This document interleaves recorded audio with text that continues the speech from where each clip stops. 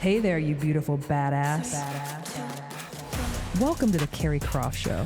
I'm your host, Keri Croft, delivering you stories that get you pumped up and feeling like the unstoppable savage that you are. So grab your coffee, put on your game face, and let's do this thing, baby. Ready to elevate your self-care game? Boss Gal Beauty Bar is a modern med spa offering everything from cosmetic injectables, lasers and microneedling, to medical-grade facials and skincare. Conveniently located in Clintonville, Grandview, Powell, and Easton, making self-care a priority has never been easier. Use code CROFT for $25 off your first visit. Summer's coming in hot, but is your skin summer ready? Fine lines, sun damage, melasma. If these are cramping your vibe, the Moxie Laser at Donaldson will leave you glowing. Nervous about lasering your face? I tried Moxie and it was quick and gentle, perfect for first-timers and all skin types. And my results? 10 out of 10. And if you're a first-timer at Donaldson, mention the Keri Croft Show for $100 off your Moxie treatment. Don't say I've never done anything for you. And when you smile for the camera, you know I love you better. I don't even know that song. Steely Dan, Peg. Oh my God, Why do I have that in my head right now? It's driving me crazy. Is my dress pink enough? I love it. The big question. It's so good. So big. Amy Nelson, welcome back to your show. Welcome back to Ask Amy. Hi, Keri. I mean, the crowd has been going wild. They're like, when is Amy coming back? We have lots of questions about women pivoting in business. Well, that's what I'm here for. You're like really. the answer machine. I'm just a pivoter. Okay, Amy, there are questions abound. And we have a lot of questions today about AI as well, which I personally am in love with. I'm in love with ChatGibbet. I call it Gibbet.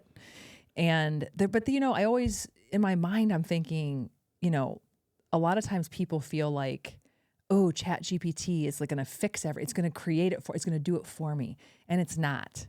No, it's not. It takes the easy things and makes it easier. And I think that's important. Yeah. Yeah. But authenticity is going to be that much more important, I think, than ever. And standing out from the masses and the highly diluted things out there, everybody kind of sounding the same. Yes. And AI will make people who don't have an original thought sound even less original, right? Like that, because it is now the unoriginal thing. Yeah. But I think that AI gives us a ton of opportunities to do what we do better. And for those of us, I'm sure all of you listening who have many original thoughts, and your deep skill is bringing it all together, bringing the ideas together, bringing the people together, bringing the solutions together, AI can never replace that. It can make you better at it, which I think is important. But if you have all of that as a skill, and then you can figure out how to maximize the AI, look the fuck out. Well, and I will say this. I think if you dive into AI, make yourself a student again, you will have a massively unfair advantage for the next 2 to 3 years. It's like early adopters of the internet, right? Like AI's here. It's not going anywhere. You cannot not like it and avoid it. It's going to change the world. So get on board, learn it. And for the next 2 to 3 years, if you're an early learner, you win. Yeah. You win. Agreed. Okay, so a little special addition to Ask Amy this time is people are going to call in. Oh, wow. I mean, we've had that much buzz on the DMs that we are doing a live in action call in show. Well, I hope I have the answers the masses need. Were the paparazzi bothering you outside, by the way? Were they in the bushes taking photos? Keri, I really can't go anywhere without just bright flashes. All right, so we have a caller. It's our first caller, and her name is Chelsea. Hello? Chelsea? Hi, how are Keri? It is. How are you? Hi, good. I'm so excited to be on Ask Amy. I know, we're so happy to have you. Awesome. Thank you. Thank you. Hi, Chelsea. Hi. Well, I have a question for you, Amy. Okay, so I'm really curious about how women can better harness community collaborations or partnerships to accelerate a pivot without feeling like I'm kind of doing it all alone. What's that balance that I need to play? So, Chelsea, the way I would answer this is on this specific point, do not go for balance, go all in. I think, we're used to doing so much on our own. But when you are going to work on your own, you should enlist everyone you know or have worked with or who want to work with and just like dive into building collaborations, because you will go so much further, so much faster. So like, say you are launching like a business for HR strategies. I think you should create a content series where you reach out to 10 friends who work in HR and say, you know, what are your biggest challenges? And get them involved. Because first of all, they're going to see what you're doing, connect with you, and then they're going to think of you the next time they need to hire a consultant. Second of all, you're getting content to like put on LinkedIn or Instagram or whatever to talk about what you're doing, and you're showcasing your expertise. So like, bring everyone to the table on this one. Don't try to create balance. Thank you. I like that. Thanks so much. Good luck. Thanks, Chelsea. Bye. Bye. Bye, Chelsea. We got a couple from the DMs too here. I mean, there's a lot of AI questions, which obviously makes sense, but it says, what's a smart way for small business owners to experiment with the AI tools without wasting time or energy on trends that might fizzle out? Yeah. So actually, this is a really great question, and it's an important one. I think that the best thing that AI can do right now for small business owners is help you do things that typically only larger companies with large marketing budgets could do. And by that, I mean, you can use AI, and I'm going to recommend you use AI for research, and you can do it. I would recommend Perplexity or Gemini, and do the deep research of like, who is your target demographic? What are the trends we're seeing in your industry? What are the challenges people in your demographic are having right now? Like, these are things that previously you could have only done if you could afford to put together a market research group of a bunch of people. Like, now Perplexity can just tell you. And that is the smartest thing. It's so fast. And you can then use that and then figure out how you want to talk to your target demographic. Or you can, ask ChatGPT or Perplexity, like, who is the target demographic? And then you can ask them, what are words that they like to hear? I mean, it's pretty wild what AI can do for you in terms of marketing research. And that is how I think small businesses should be using AI right now. Hello. Hi, Victoria. Hi. How are you? Good. How are you? Fantastic. I'm here with Amy Nelson. Hi, Amy. How's your day going? Hi. Great. Thanks for calling in, Victoria. Yes. So I guess I have a few questions to ask. Is that okay? Okay. Sure. Alrighty. So my first one, I'm a business owner too, so I'm very curious about the AI portion of it. So how do you personally use AI in your business or creative process? And where do you draw the line to make sure your work still feels fully you? Yeah, I use AI right now to help with research. So I do a lot in my business around, I do like skill sessions, master classes, and I'll use AI to help me do the research. For example, I was working with women the other day, and we were talking about like, if I'm going to focus on a social media platform to share my business's message, which one should I use? And I use the example of using AI to figure out like, okay, who uses Facebook today versus who uses TikTok, right? To kind of figure out like where your people are. So you know how to go talk to the right people. And then you still have to go tell the people like what you're good at and what your skill is and how you can serve them. Yeah, but it's yes. helpful. Yeah, but it's helpful to know where to go. Yeah, no, that makes sense. I love it. Thanks, Victoria. We appreciate it. Yes, of course. Of course. Thank you for letting me come in. Yes. Thank you so much. Keep listening. Bye. Okay. Bye. That's so good. Okay. Let's see here. Okay. One from the DMs. Do you think perfectionism is holding women back from pivoting or evolving their businesses, especially when speed to market feels critical right now? How do you coach people through that? I think perfectionism always holds women back, because I think we have been taught, particularly if you're like older millennial, Zennial, or Gen X, like we've really been taught that we're supposed to show up as like good and somewhat quiet and look wonderful, not like get rough and tumble, get in the dirt and get it done. That's the message we've been receiving our whole life from society. So I think perfectionism is rampant, and I think we have to just put it to the side. I mean, the way that I talk to people about it and the way I talk to myself about it, because I still have to talk to myself about it, is that the only way you are going to do big things or scary things is to give yourself permission to fail and in no way try to be perfect. I also, if you need another way to frame it, like if you are a parent, like look at your kids. Would you ever tell them to wait till something was perfect to try? Or that it wasn't good if it wasn't perfect? You would never say that. So why would you say it to yourself? I also, just another way is to like look back at success stories that you're enamored with or that inspire you. None of them had a story of perfectionism. In fact, most of the stories of big things being done in this world are full of failure and fuck ups. And that's what makes them interesting and good. And it made them arrive at the destination they wanted to arrive at. And this is a great question that I really personally am interested in. Oh, okay, Keri. Okay. With today's heightened cancel culture and polarized social landscape, what's your advice to women who want to be bold and authentic in their business voice, but are also afraid of backlash? Oh, what a good question. So it is a polarized society. And here is my take on it. No matter what you say, some people are going to hate you and some people are going to love you. And you do not need everyone to love you. And so take your message, take your authenticity, bring it to the world. And if 10% of people cancel you, okay, it's okay. You know, like I have gotten down in the weeds and gotten into it on social media on various topics. You know, yesterday on LinkedIn, I posted about how, like, I don't know, the world's biggest LinkedIn creator was announcing a membership. And he listed his first speakers and he listed all men. And I commented and he snapped back at me and he probably hates me now. I don't care. What did he say? Because I saw yours. So I commented on his post and I said, like, I was immediately going to buy your membership, but then I saw the initial speakers and didn't see any women, felt like I wouldn't belong, like it was disappointing. And he wrote back that I should have assumed positive intent. And I wanted to, like, really get into it. Then I'm like, oh, now you're going to tell me how I should feel. But I didn't. But it's kind of like, okay, like it actually reinforced what I felt.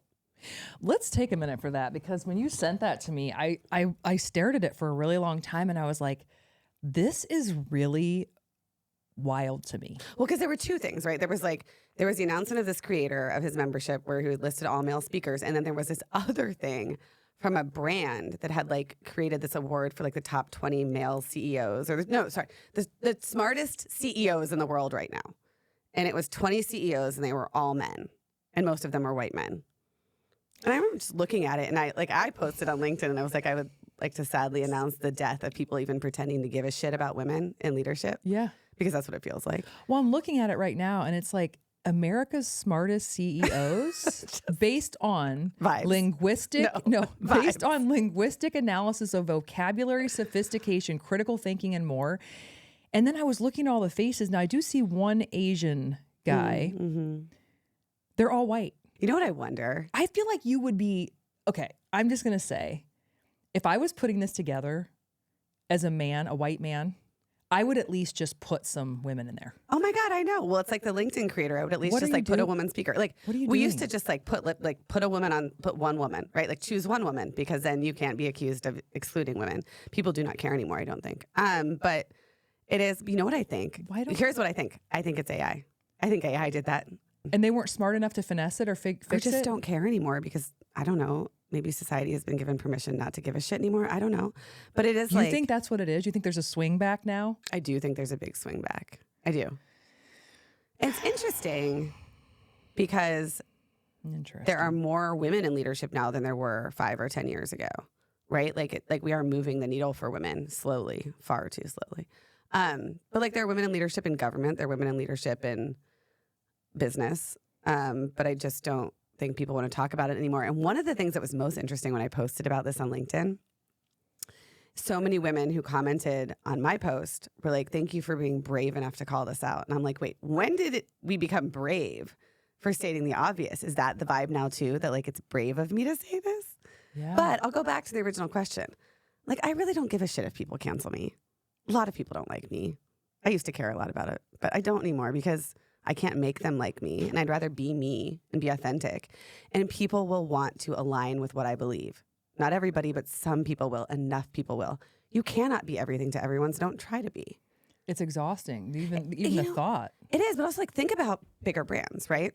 Like there's enough room in the world for Nike and Adidas and, you know, like in all the different brands, right? Mm-hmm. Like they appeal to different, there's enough room. There are people who love W hotels and there are people who are diehard Marriott, right? Like, you know, we aren't hotels and we aren't, you know, athletic companies, but if we have a personal brand, if we have services, people will like our particular flavor. My friend Amanda Getz has a great saying. She calls it like, I think she talks about it like flavors of chicken, right? Like some people like it with spice, some people like it with barbecue, right? Like just some people will like you. Just speak to them with your authentic voice. Yeah. It is this, it really is one of the probably basic 101 greatest pieces of business advice to give someone starting. Yeah. Because I can remember too, when starting the fitness brand that I worked on, you want everyone to like what you're doing. Yeah. It's so important because it's like you don't separate from like just your real life. Like, of course you want everyone to like you and you want everything to be like copacetic. When you're building a business, the quicker you can decide who your ideal customer is and kind of let go of the rest, the more powerful you're going to be. Then build with that model in mind and just forget the masses. It's not a popularity contest. It's not a popularity contest. And do you know how much more work it would be to try to serve people who weren't really on your team anyway? It would be miserable. It's like Bob in Omaha on Yelp who's going to complain about everything. Sorry, Bob, I don't care. Yeah. Right? Like I'm not working for you. Yeah. And let's hear from some of the people out there who've built businesses that way and wish they could go back. Totally. I know there's people listening right now going, amen to this. Like if I could do it all over again, I would build my perfect, let's call it an avatar or whatever the persona is. Yeah. I would build to that. And then if anything I ever start again, it's going to be like, try to come in because I don't want I've done it. Been there, done that. Yeah. You don't, honey. It's too hard. And the other thing I will say is like, and I will go a step further of like people who want to cancel you and who are mean to you online, use it. Don't just use it as fuel, like use it as content. Use it to say like, oh, Bob in Omaha thinks my product is shitty. Well, fuck you, Bob. What about Heather? I know. Oh my God. I got this comment recently. Keri's talking about, I got this comment on my TikTok about like, I was talking about my family's battle with Amazon and Heather's like, why don't you just move on? And I was like, no, Heather, I will not. You actually handled that really well. But I sent Amy, I saw it immediately and I sent Amy a text. I'm like, do you need me to go in on Heather? Because I'm like, that's another example too of like, what drives me crazy about human beings is when you don't have perspective or you haven't walked a path. Shut the fuck up, Heather. Here's the deal. Here's the caveat. I will eat my words, Heather. If you have had the FBI come to your door and barrel through your home and disrupt your entire infrastructure, if that's the case, then we will listen to you. Otherwise, STFU. I mean, yeah. but I do get it a lot. It's like, and I'm just kind of like, all right. But it's not done until you say it's done. Like that. Yeah. And you don't want to be doing that. Like, I'm sure you can think of other things you'd rather be doing. Sometimes I make content about my family's legal battle and I want to throw up in my mouth because I'm sick of it. Like, I'm sick of the legal battle. And like, I wish someone would call up Jeff Bezos. Maybe Heather could call Jeff Bezos and tell him to stop. You know what? You just figured out a solution. Heather, get on the case. What's your take on the role of personal brand today versus 5 or 10 years ago? Is it now non-negotiable for women in business? My take on personal brand today versus 5 or 10 years ago is that it is non-negotiable for women in business. I also think it's non-negotiable for men in business. I think it's non-negotiable for all of us. That said, I think it's a huge opportunity too. I think it's exciting and it's fun. I mean, I think it's different than it was 10 years ago because 10 years ago, we couldn't all get on a stage. But today we can. And that stage is social media. That's, it's like that stage is our own newsletter, our own podcast. And so you get to shape a brand publicly without anybody gatekeeping you. And so it's a big opportunity. And I think you should treat your personal brand as if you were building Nike, right? Like start with intention, build with intention, create guardrails and go for it. Yeah, I agree. And I think let's look at the other way. So like, if you're someone who's still a laggard around social media, still doesn't get it, you're like, oh, they're posting again. It's like people are building businesses off the backs of this stuff. So that's first of all, wake the fuck up. But then secondly, if you don't feel like it's something you have to do, like to build your personal brand, like let's say you don't do that for yourself and build this infrastructure and community, and then you're working for a company and then they fire you or whatever, you can take that with you. It's yours. It's yours. So why wouldn't you? I don't know. Like, I also okay, look, if you look at how we've seen corporate America and how we grew up with thinking of corporate America, it was like, it's a safe place to be. We can go work for a company. We can always have a job. We can have our benefits. That is not true today. Right? Like, I mean, the government's laying off tens of thousands of people, right? Like those were supposed to be the safest jobs ever. But companies are not there to give you a job or to protect your job. They're there to maximize shareholder value. and that can change on a whim, or they can have a random return to work mandate, and what you thought was your life is something totally different and you can't do it anymore. And so like the skills that you build, the work that you do, the relationships you make, those are all yours. So own them, create a platform around them. And you don't have to have a social media platform with 1 million followers. Like your personal brand doesn't even technically have to be on social media, but it could be like, I am going to stay in close contact with all of the people I meet while I'm an employee at company X. I'm going to reach out to them once a month and say, hey, just was thinking of you, wanted you to see this article. The other truth is that if you don't create your own personal brand, the world will create it for you, right? Like you have a brand, and so you should be the one to define it. And it might be a whisper brand. It might be a whisper brand that you don't know about. Yeah. So yeah, create your own brand. And you can it can change and pivot and expand. But yeah, if you don't know what your personal brand is and you don't know how to get started, my friend Eliza Licht, who is a brilliant brand strategist, she wrote a book called On Brand. And one of the things she says that you can do, and I think this is so smart, is send an email to 5 to 10 people who know you well professionally and ask questions like, if you could associate me with a word, what would you associate me with? Like, what do you think are my best skills? Like, ask people what they think your brand is, and that can help you. It can really help you get started. And you should probably do that even if you think you know what your brand is, because you might be wrong. Yeah. And two, if you want to know your short sides or you want some self-reflection, you can ask what your whisper brand is. And certain people will tell you, the people who really care about you will tell you, but people be whispering about you out there, you know what I'm saying? So like, you might as well know what that is, because there's nothing that drives me crazier than not knowing. Like I want to be as self-aware as I can. And none of us are 100%, I don't think, but like to be able to really understand like, ooh, I'm coming across a little more brash than I think, or man, I could be a little more patient. No one asks those questions. Yeah. Nobody. Yeah. The negative stuff. Right. Like, what is it? What's not vibing? Because you don't want to hear the answer, but there's an answer. Yeah, the thing is, like, it's like sometimes it's like a lot of it, like people who are money avoidant, like you don't want to look at your bank account, but like the cash amount in there is important. And it's not, real. It ain't changing. Yeah, it's not like a magical thing you can wonder about, like Santa Claus, like it's a number, right? And like your personal brand, like it's there, whether you want to acknowledge it or not. Okay. So how can women stay resilient when a pivot takes longer to pay off than they expected, or when early failures start piling up? Oh, that's a good one. A pivot is going to take longer than you think. Like that's, I think, a baseline that everybody should accept. And so I think if you plan for that, you are better safeguarded against the feelings of failure and disappointment. And one way to plan for that is to make sure that you have other revenue streams while you're building your pivot. I think it's just really important. For example, and I've pivoted a number of times, but like I will fall back onto legal consulting. I was a litigator for 10 years. And, I will fall back onto that because I can bring in revenue, and it gives me more breathing room and space mentally even to kind of chase whatever the next big thing is. So I think that's a big one. But I also think like when you're planning your pivot, create milestones for yourself, because you will hit milestones along the way. Make some of them attainable, and so you can check things off and know that you're still moving forward. As long as you keep walking in a straight line, you will keep moving toward wherever it is you want to go. So don't stop walking and celebrate smaller milestones. What's one habit, if you could pick one, or practice that you believe every woman entrepreneur should adopt today to set themselves up for future pivots or reinvention? If you could only pick one. Stress and inflammation take a toll on your body and your wellness. Relax, restore, and rejuvenate at Panacea Luxury Spa Boutique.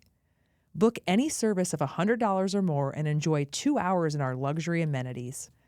Unwind in our Himalayan salt saunas. Recharge in our wet retreat space with a eucalyptus steam room, hot hydrotherapy pool, and cold plunge. Then drift into deep relaxation with our hanging loungers. What's your panacea? We'll help you find it. Listen, nobody loves laundry day. But thanks to the Fluff, laundry is officially off your to-do list. Just schedule your pickup on the Fluff app, toss your dirty clothes in any bag you've got, and leave it on your front porch. The Fluff handles the rest, returning your laundry fresh, folded, and in our reusable vinyl bag in just 24 to 48 hours. Flat rate pricing means you stuff the bag full, and yes, pickup and delivery are totally free in Central Ohio. Use promo code Keri for 20% off your first order. P.S. Ask about our monthly subscription to keep life simple and your laundry Done. Who says you need a special occasion to feel like a celeb? I mean, stress is real. Life is busy. And your scalp? Yeah, it deserves some love too. That's where Headspace by Mia Santiago comes in. Treat yourself or someone who deserves it to a luxurious scalp treatment and a killer blowout or cut, because nothing says main character energy, honey, like a fresh style from celebrity stylist Mia and her team. And because we love a good deal, mention the Keri Croft Show and get 20% off your service or any gift card for somebody in your life that you love. Headspace by Mia Santiago, because great hair days shouldn't be rare. Oh, this is so boring, what I'm going to say. Learn how to manage cash flow. I mean, because without cash flow, like, you're dead in the water.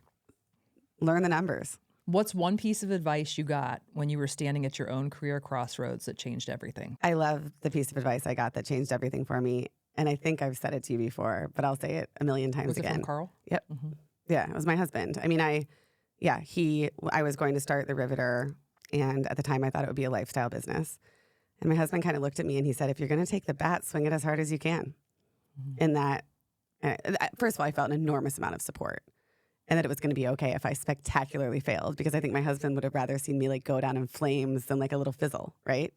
And so I just stepped into it. And then it allowed me to make a decision to step into it. And once I made that decision, I didn't look back. If you were going to give women one permission slip or like break a rule slip in business right now, what would it be? That you're going to talk about money, and you're going to talk about it a lot. Like, I think women talk about money far less than men. They talk about how much they make. They talk about how much they don't talk about how much they want to make. They don't talk about raising money. And I think you have to just learn to talk about money, love to talk about money, and start talking. Got to make that money, man. Yeah. I mean, you're like, I'm sorry, we're not here for like gold medals and cookies. We're not. Right? No, we're not, Keri. I'm in the wrong room. I'm definitely here for a cookie. Nobody's bringing me any cookies. Okay. What trends do you think women should be paying attention to over the next 1 to 3 years? Things they can prep for right now? I think a couple of trends that women should be paying attention to right now are the idea that you can own your community. And that means if you're building a brand on, or building, a product and selling it through social media, Facebook, Meta, TikTok, whatever, you also need to try to get those people, that audience, those buyers off of social media and into your orbit through an owned audience, through a newsletter or a podcast that you control, that an algorithm doesn't control. I think that's really important.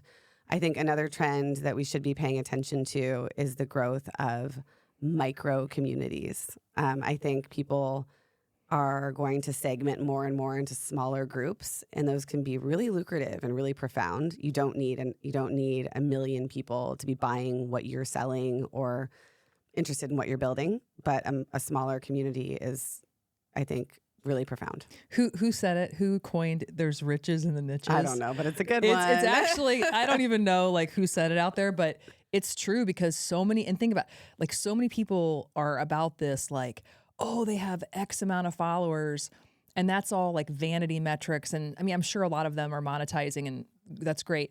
But it's these sleepers that have these very deep, rich connections with a smaller group of people that are really, I think, laughing all the way to the bank. Yeah, absolutely. I mean, here's an example. Someone was telling me about a newsletter that is run by a CFO for other CFOs. There are not a lot of CFOs in the world, chief financial officers. However, this guy runs this newsletter and community, and he charges other CFOs $1,000 a year, and there are 1,000 members, and that's $1 million business. It's crazy, and it's so Right? simple. It sounds so simple, doesn't it? And it is. It is. Right? But again, people hear that, we all want to run to the calculator and like go, okay, 1,000 times. But the real magic is in the preparation and time and expertise. Like, it's always the content that's going to drive him to be able to charge that consistently and to keep those people. Right. It's easy, but it's not. Right, exactly. I mean, this person probably spent years developing this expertise, building his reputation, telling people who he is and how he can help them. What does sustainable success look like to you today, and how can women craft businesses that are resilient, not just profitable? So when I think about sustainability in business right now, my focus is on sustainability of you as a business owner being able to do this for a long period of time. And so I think to build a business like that, you need to figure out a way to work that works for you and works for your life. You can build an enormous business and still be able to pick your kids up from school a few days a week. You just have to figure out like what the hours are and how it works. I know that I'm not answering the question in terms of sustainability for the earth, but that's really outside the bounds of my expertise. That's outside your wheelhouse. Yeah. I do think one point that's worth noting is I don't think many people realize they can create their own reality. It's crazy. To the extent that like, go get a whiteboard. Yeah. Go find a whiteboard, or even if it's a piece of paper, and draw out your ideal state.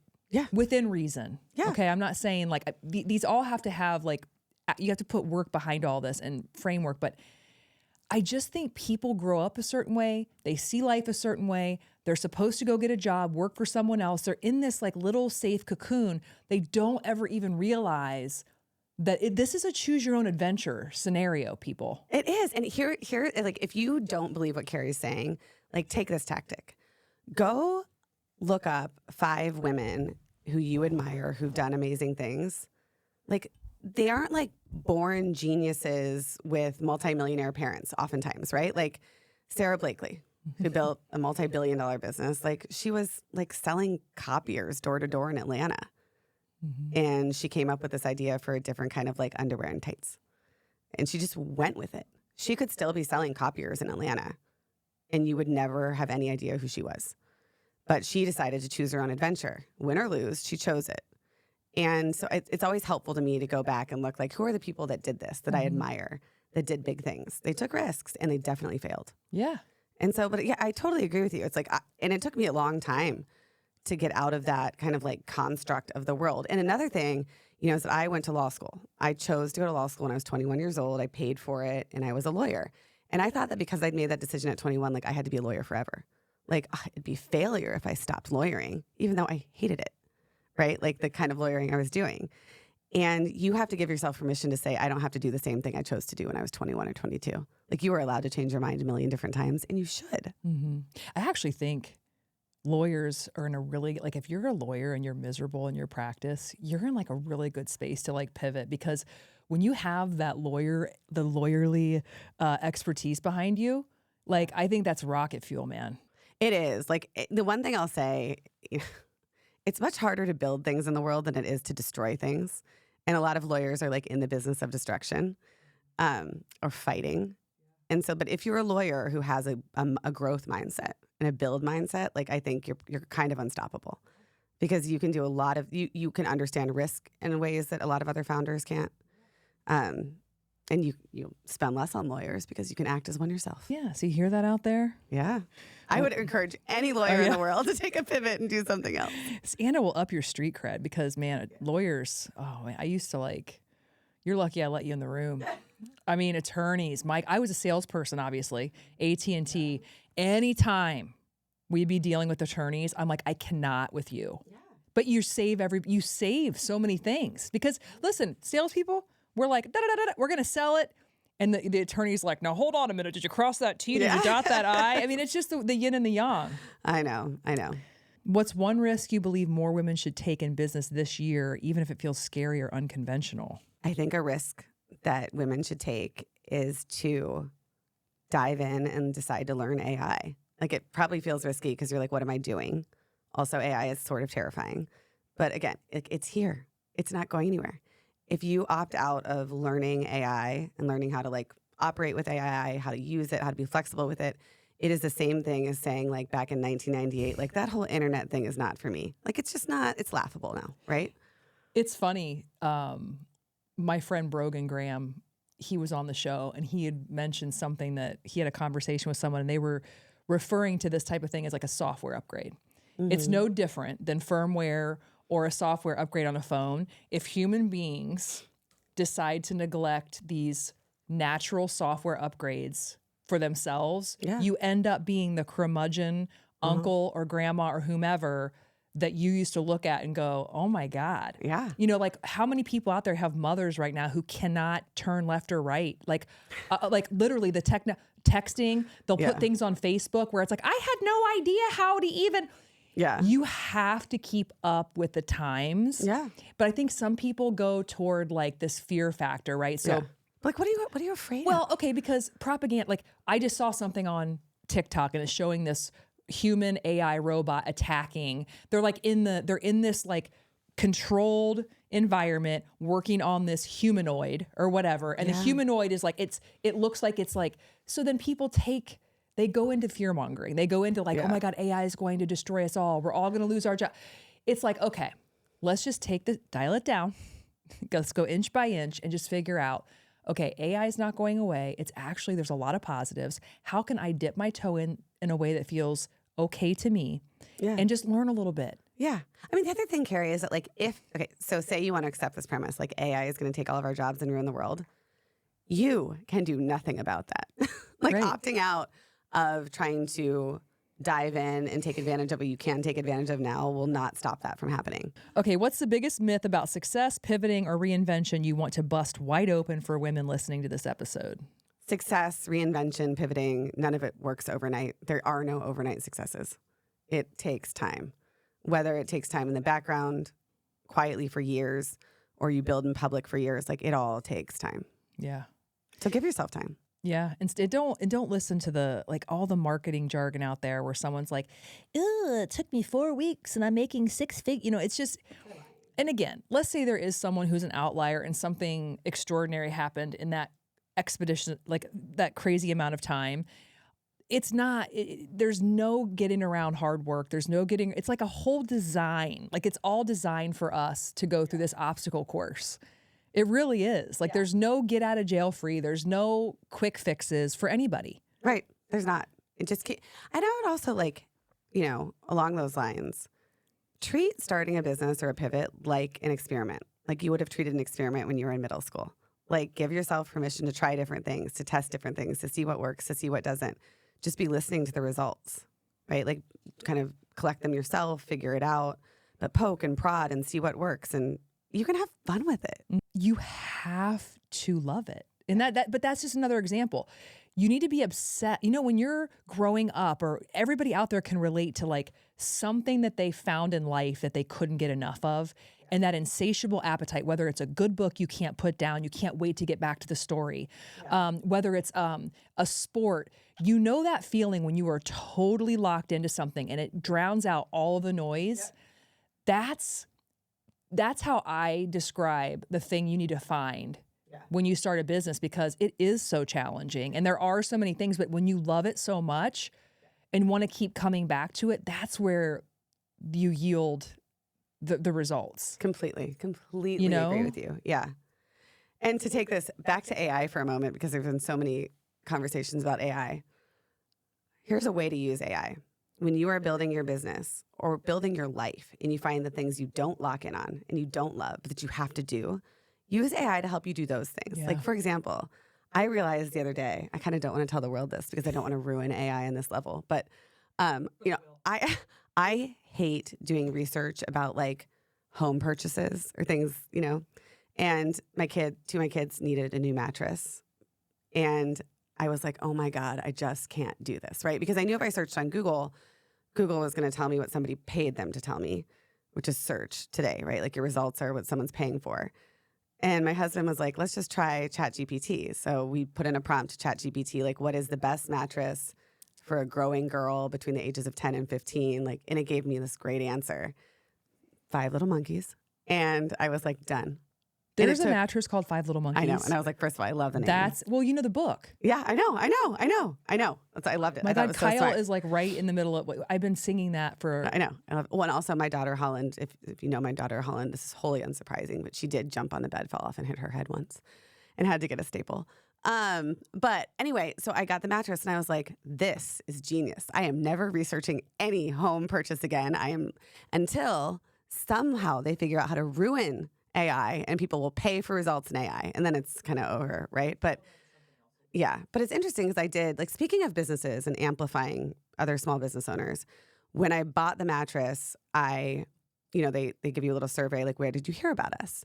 And the options were like, search or a friend or whatever. And I wrote other, and I was like, you should know, I found out about you on ChatGPT. Like, here's the prompt and here's the answer. And I got a kick out of it and thought you would too.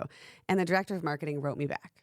And that's so cool, right? Like, I think those interactions are important and great. And I'll post about it when I get the mattress on social if it's great.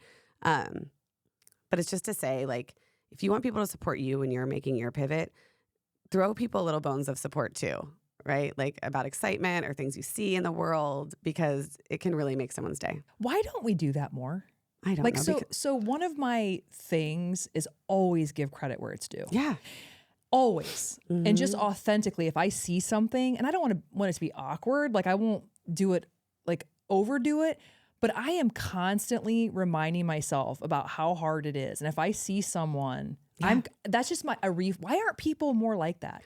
I don't know, because it's like you have to be intentional about supporting other people. And sometimes we have just become this society I feel that one of the biggest challenges we have in society is we've become very unintentional, right? We're just kind of like going through it. But I just feel like also, I think people are afraid it's going to take away from them. That's messed up. I do. I think it's like a scarcity mindset where if I see something out there, if I see someone out there doing something really cool, I don't want to amplify that because it's like some kind of shortcoming within me. Like maybe an exercise would be the next time you see someone doing something that strikes you as like really improving the atmosphere, say something, whether it's a text, a DM, whatever feels organic to you. Just start to do that a little bit. Yeah. It feels really good to support. It feels so good and when you guess do what? it. It comes back to you tenfold. And it costs nothing.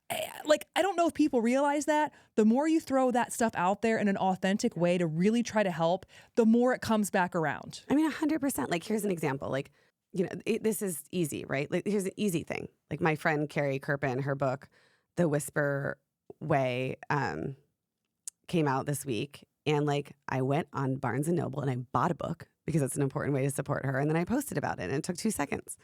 But it's like she wrote, I'm writing a book. That doesn't mean I can't support Keri's book, right? Like, it's just like they're small things, and we should really start thinking about doing them more. We treat the world like it's a pie and there's only like 10 slices, and if we don't get a slice, we won't get one. The world is not a pie. There's room for all of us. No, and I always say like success is infinite. This is how I feel about it. I feel like success is infinite, and the only person that I need to worry about in the realm of whether I will succeed or not is me. Yeah. I don't think that somebody down the street doing something, I always look for ways to like kind of work together for like a greater good. Yeah. That's just the way that I mean, and there's room for like two basically identical businesses to both be incredibly successful. Yeah. I just think it's such a disservice to think of it any other way. And I think it's incredibly important for women to reframe their thinking this way, because we really have been taught there's like room for one person at the top, one woman at the top. Yeah. And I realized a few years ago that even I kind of actually believed that in my heart of hearts, because I remember someone asked Ruth Bader Ginsburg, the now deceased Supreme Court justice, like how many women on the court would be enough? And, there are 9 seats on the Supreme Court. And Ruth said 9. There'll be enough women on the court when there are 9. And I laughed. Like, I literally laughed out loud when she said that. And then I was like, oh, actually there were 9 men on the court for a really long time, so there could be 9 women. Yeah. Right? Like, and why did I laugh at that? Because I am so convinced that that is not a possibility. But it should be a possibility, right? There could be, like, someday we could see that list of like the 20 smartest CEOs, and there could be 20 women. There should be. But like, we need to get rid of the scarcity mindset and understand that we can all succeed. Yeah. Should we talk a little bit about this event that you and I want to dream up? Yes, and we should tell people about this event. We don't really know quite what it is yet, but I feel like both of us are aligned in improving the atmosphere. Yeah. Putting some shine on Columbus. There is a huge, an amazing population of entrepreneurs, small business owners, good human beings who want to contribute, who are aligned with the same things. So I feel like we're kind of ideating right now as to what this is going to be. I mean, I think what we want is to, like, what we haven't found in Columbus, which we both love, is kind of a setting or community that brings together people who are interested in big things, right? Like those people are here in Columbus, but we haven't found something that's bringing people together in an interesting way. Like we don't really want to sit and listen to a panel, even though panels are great and can be amazing. They're a little crusty. Yeah, we want to be able to interact and talk and talk about big ideas, not just a casual cocktail where we're all just doing whatever. So it's this idea of like bringing people together with intention. Yeah. And highlighting what the very cool and interesting things that are happening in Columbus. You know, a vibe could be this. A vibe could be kind of like a live show where you've got a couple of like people who are going to, you know, talk a little bit. Then you've also got like a DJ, a bar, some light apps. You've got people kind of vibing around. Yeah. It's thematic. So there's like a theme. Yeah. I don't know. I feel a vibe, but also like I feel like it would be inspirational, educational, aspirational. Definitely aspirational. And I would want people to leave there feeling not only full of something good, but like that they've connected with someone new. Yeah. Yes. You know? Yes. We want to bring together people who wouldn't normally interact with one another. Right. With a hip hop. Yeah. Everything has to have a hip hop. I mean, if you're with Keri Croft, it's going to have a hip hop underbelly. Underbelly. Okay. We got to have a hip hop because I feel like that really does get the right dopamine going. It gets the right pheromones flowing. Yes. Yes. So, you know, I think we say this because we want to put little sound bites out into the universe to see like, okay, who would be interested in that? I guess if we throw this party, guys, will you come? Yeah. Will you come? And like, does anybody want to be a part of the party? Yeah.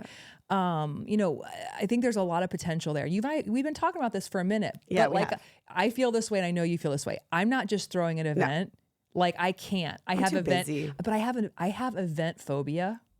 Really? I think I've named it. I think that's what it is. Tell me about this. You probably noticed this. Like I'm not like when we were talking about doing an event, I'm very trepidatious. Kate, could you attest to this about the event thing with me? Yeah, I have no stress about it. Well, and I love that with her, but here's my stress about it is that I've gone to events in other cities, like thought leadership, like the summit, or, you know, you go to visit other cities and you see really cool things. You have these like expectations, this ideal thing in your head. And then you also have a lot of these like crusty, and I don't want to shade anything because I think, you know, having a panel is important and some people are into that and whatever. I want it to hit on the right dials and I want it to have, like, I know how important like the devil's in the details. So I really need to like zero in and make sure that it's hitting. Yeah. No, I get it. Well, let's make it hit. Let's hit. All right, Amy, anything else for the people before we wrap up? You know what? In the next month, try at least once a week to highlight someone you know that's doing something cool. I love that idea. Just try. Yep.